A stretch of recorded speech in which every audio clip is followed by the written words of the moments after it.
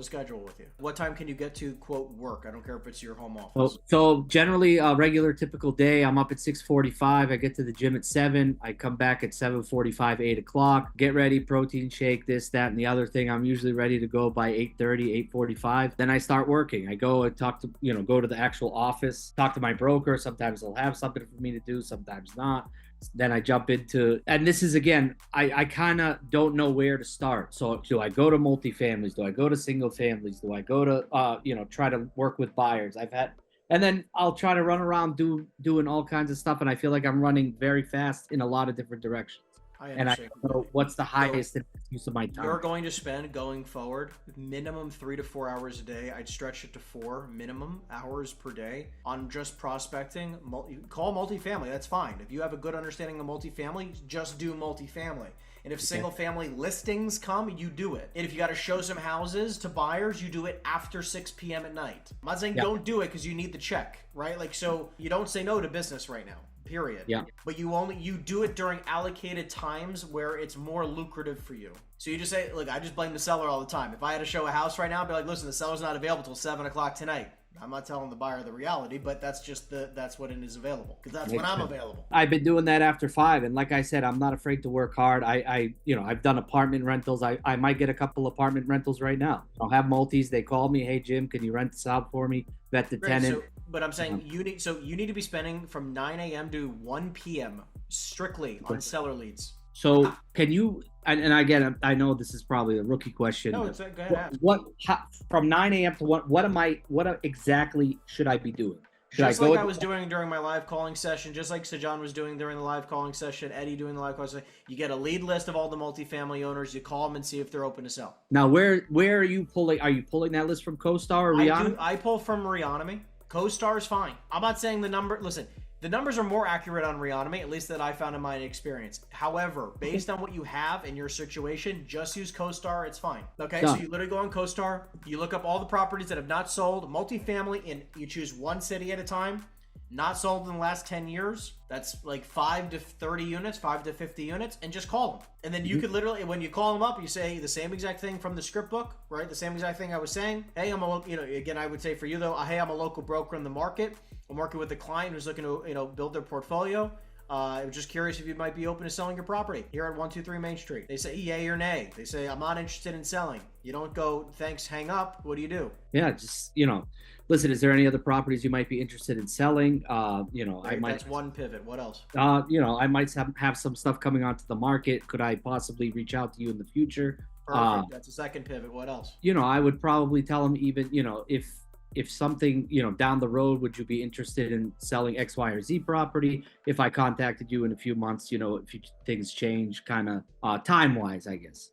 Something. Another one could also be, do you have any vacancy in the building that you need support leasing out? I like that. Right? So immediately, as soon as you call somebody, you got 3 different options. You can click them back as a possible different seller. Maybe he has one other property. Click them to, now you shift to the right, which is, do you happen to be open to buying something else just like you have here? Or you can go to the other direction, which is, do you have any vacancy? I like that. You can go in any one of those directions. I didn't even think of the vacancy part of it. But right, okay. So this is why because here's the good thing, right? If they say they're open to selling, cha-ching, boom, we can either, we could have a buyer that we have off market, or we could try to list the property for sale. Either one's perfectly fine with me, does not matter. Next, may have another, maybe they're not interested in selling at 123 Main Street, but they'll sell 127 Main Street. Also good with us. Now they say they're not interested in selling. Not interested in selling anything in my portfolio, but we're constantly looking to acquire. Amazing, I just added another buyer lead to my list. So now if I come across another person down the street, down the block, in the same city, same county, whatever, who is interested in selling, I can bring it to that person, possibly get a deal done. Last but not least, if they say, I'm not interested in selling, I'm not interested in buying, but yeah, I do have some vacancy in my building and I do need help, renting it out. Great, you can get 1, 2, 3, 5, 6, 8, 10, 20 units that you can rent out in that building. Yeah. Right? Build rapport with them over time, and when they do want to sell, you're first in line. Absolutely. Okay. I didn't think about the vacancy one. That's stuff. So keep in mind the pivot, because and just look, read the room when you're on the phone with them. It does. I am not attached to any of those directions. I just want to know which one we're going down. That's all I care about. Right. Okay. So you're gonna do 4 hours minimum. I would tell you right now, don't talk to your broker. You go to the office, you lock yourself in a room, you don't talk to anybody, you just make your 4 hours for the calls. Now, what's gonna happen during those 4 hours? I say 2 leads a day, 1 offer a day keeps the doctor away, right? Or sorry, it keeps the financial worries away, right? Yeah, pretty much, right? So, again, 2 leads a day, 1 offer a day. That's the goal. You get your 2 leads, which is 2 interested parties who would like to sell. These are not buyers. So if you get 2 buyer leads, it doesn't count. Every buyer lead's a bonus. But those 2 seller leads is what you need per day, every day that you call. And because of, based on your situation, I would tell you to call maybe 6 or 7 days a week. Only reason why I tell people who don't call 7 days a week is if you're religious. If you're religious, you can call 6. That's fine. God needs a day too. I respect it. But Saturday, I always felt like this is the mom and pops, because I used to have a bakery. I used to be like, okay, the mom and pop side of me saying like, don't bother people on Saturday. They're busy. But I'm starting to, let's put it this way. If you don't kill anything, you don't eat. And I'm still doing the same thing you are today, just at a little bit of a different level. That's it. Right. We still lead gen every day. Right. 7 days a week, and then I still am pitching deals 7 days a week, right? Like it's the same exact thing. I'm not the only person doing it. That's the only difference. So I just have a little bit more leverage, right? But I've been in your shoes for many years that I'm just doing it myself. And right now, based on where you're at, I would definitely tell you to do 7 days a week, 4 hours a day for lead generation. And then right now, the entirety of the rest of the day, right? So from now, 1 o'clock has turned around. Like, let's say 1 o'clock comes, you don't have any leads. What do? I stay on the phone. I mean, I wouldn't want to get 100%. Don't move from the seat. You don't You don't shift, right? You eat your whatever food that you got. You can take a 15-minute break. Whatever you got to do, stand up, stretch, get back on the phones. Let's say you generated your 2 leads today. What do you do now? 2 leads. I would push out the offers to like some clients, bigger clients. Not offers. Push the leads out to some big clients, people that I know would be able to buy. Then my broker, again, he's into commercial real estate. I'll talk to him and say, hey, do you have anybody to connect the dots? I haven't had a real big fish like that to be able to give him a call, but he said anytime anything like that comes along, let me know. I have 2 or 3 or 4 guys on my own that I haven't done a deal with, but they're like, bring me something. I have opportunity. So start with those towns, by the way. Whatever they say, bring me something. If they have criteria, call that first. You take the entirety of the rest of the day. It means from 1 o'clock now, or 1:30, 1:15, whenever you're done with your break, till the second you have to leave the office to either go show property, go do whatever, or go to bed, right? Like this could be 8 o'clock at night. You're still at the office. You're going to spend the entirety of the rest of the day now pitching out that deal and trying to get an offer on that property. And that's it, right? It's either you're generating leads or you're generating offers, and it never changes, literally forever. The only thing that then changes is that you're generating talent, right? So I'm in the generating talent phase of the business, right? Where I'm constantly looking for talent. I'm either trying to prospect for sellers, prospecting to make, to generate offers, or generating people to join the team. That's it. So it's the same exact concept. The entire day is just those 2 steps, and there's no confusion of that 2 steps. The only thing I would tell you is that you're going to hear a million things. You're going to hear posts on social media. You're going to hear create a newsletter. You're going to hear create all this bullshit, which I would tell you happens when you close on a big deal. You put a big check in your bank account. You got a little bit more breathing room. Then you can start building out systems. Newsletters are not going to matter right now. I'm not saying it doesn't matter eventually, and I would do it eventually. Right now, it does not matter. I'm with you, man. Social media doesn't really matter right now. So spending 20 to 30, 40 minutes an hour posting on social media or dealing with social media, it's just not that important. I would say I would go ghost for the next 24 months and be like, I'm going to work 6 or 7 days a week for the next 24 months straight. And just know that if you want to have the story that you're telling me you want, the part of your story that is next, which is the phase you're in right now, is going through the shit. The montage. Yeah, the Rocky montage. Exactly. This is just the Rocky montage that just doesn't end for 2, 3, 4, 5 years, right? It's the same thing every day that no one sees. Again, I'm here to hold your hand. So every opportunity you come across, you can let us know. I can support you. You can say, hey, I got a seller and I got a buyer, and for whatever reason, they're stuck at this price, they're stuck at that price. I can't get this to connect. What would I do here, or here? Whatever it is, ask it in the WhatsApp group or on the trainings every week. I'm here for it. Commissions. I had a commercial listing, or I had it in my hand like a fucking bar of soap. I was, this was probably September, October. I was going back and forth with the guy, back and forth with him. I would call him every day, call him once a week, whatever. And he just would not budge. He goes, can you do it for 3%? Can you do it for 2%? And I told him, I said, I'd rather stay home with my wife. But obviously I was dying for that paycheck. But, I kept telling, I didn't want to seem desperate or salesy, or I didn't want that Did to he get list out. it for sale? I didn't end up listing it. No. I was like, did he end up listing it? No, still there, sitting there, and I think about him every day. Then call him. I was wondering what you would. I would literally put him on the call him right now and merge me on the phone. I haven't called him in probably 2 months, but let me see if he picks up. Hey, James. Yeah. Yeah, hey, it's Henry. I'm Jimmy's partner. We talked about the Boston Shrewsbury Turnpike property. How you doing? We talked about what? We got a multifamily property. Sold it a long time ago. Oh, you sold it a long time ago. Do you have any other properties available still on Boston Shrewsbury Turnpike? No, I don't.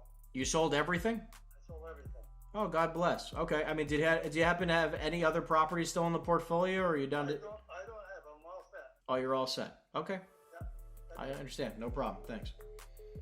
All right. He was a tough cookie. No, it's all right. Look, I mean, he said he sold everything 3 times, so I continue asking him. Anytime that happens going forward, you just take the listing. If he says 2%, Okay. 3%, 1%, whatever it is, you just take it. That's I mean, it. don't get me wrong. Look, this is why I do everything off market, because what I'll do is I'll go to him and I'll say, how much do you want? He goes, I want $4 million. Great. I'll go to a buyer and say, hey, it's 4.5. And by the way, I'm not saying I get 6 points every time, but we try to shoot for at least 5 or 6% every time.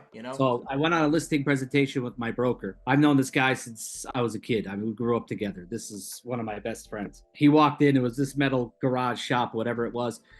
He goes, the guy's like, I want 1.2, I want 1.3 million, whatever it is. He goes, listen, just being 100% transparent. He goes, I think it's worth about 825. He goes, if you wanted to push me to go to 899, maybe even over 9 slightly. He goes, I could do it, but if you're talking about those numbers, I'm not your guy. And he goes, I operate on 6%. I give 2% to the buyer's agent. I take 4% for myself. He goes, if that's going to be an issue, then, I'd rather stay at home, play with my kids.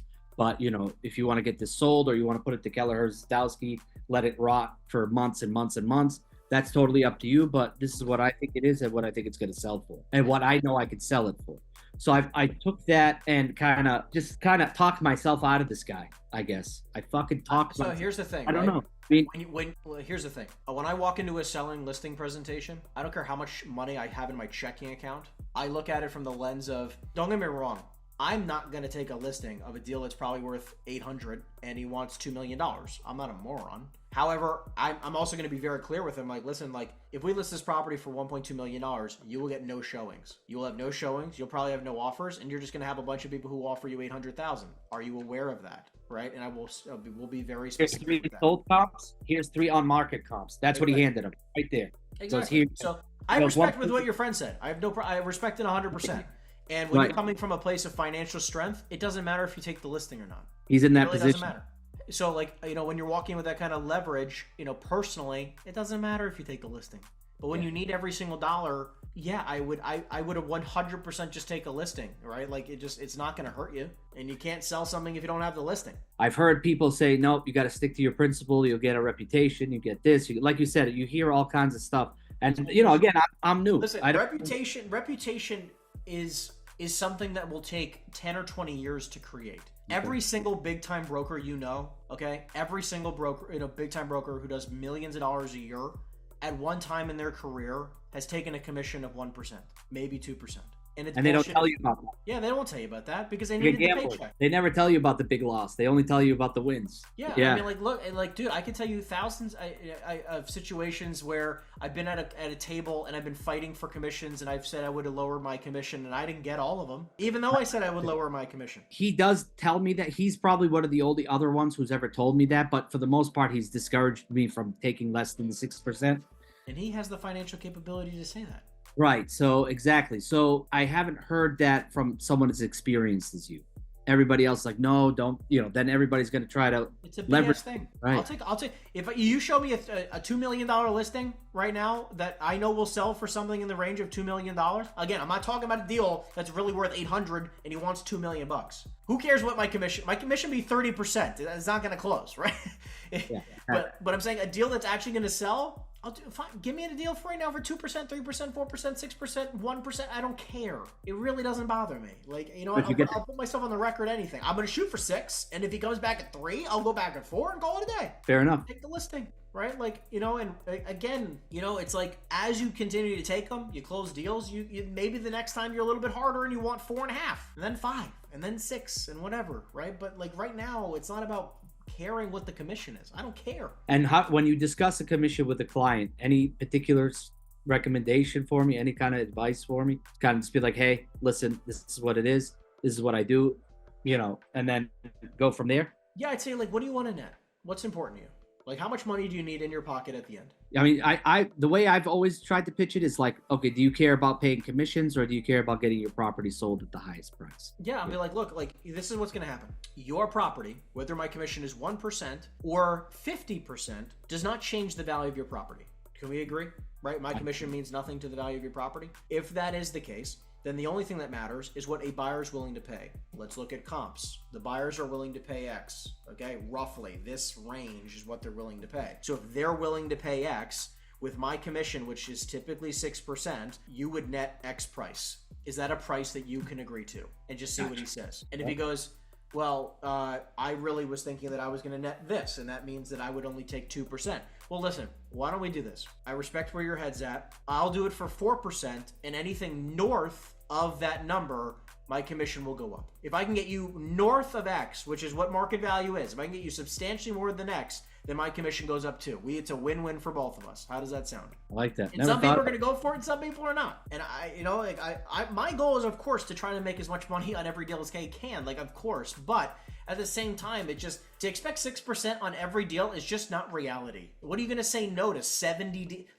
How many deals a year are you going to say no to? It just doesn't make any sense. I'd rather just take those for 2 or 3 or 4% because that could be an extra $1 million or $2 million a year. Right. Absolutely. I mean, I don't know if the guy's just been in the business for a long time and this and that. He's been doing it. Anytime he says no to something, give me the phone number. I'll take it. Thank you very much. Sounds good. No problem. We'll do it together. I don't care what the commission is. I mean, it's fucking amazes me. I mean, the guy's like, as stern as they come and just, no nonsense. But he goes, the other day even was like, I'm tired, man. He goes, I've been doing this for 21 years or whatever. He goes, I don't give a shit anymore. That's great. I love that. By the way, be excited when people say that because your competition is saying that all the time. And that's why there's so much freaking opportunity right now because there's a lot of hungry brokers like yourself where all that opportunity just goes right to you if you want it. So I'm not getting my ass up. Tell your broker every single time someone comes to you and they won't do it for 6, no problem. I'll do it for half or do it for 4, right? Or whatever it is, right? Like I'll do it for less. I don't care. Give me all those deals.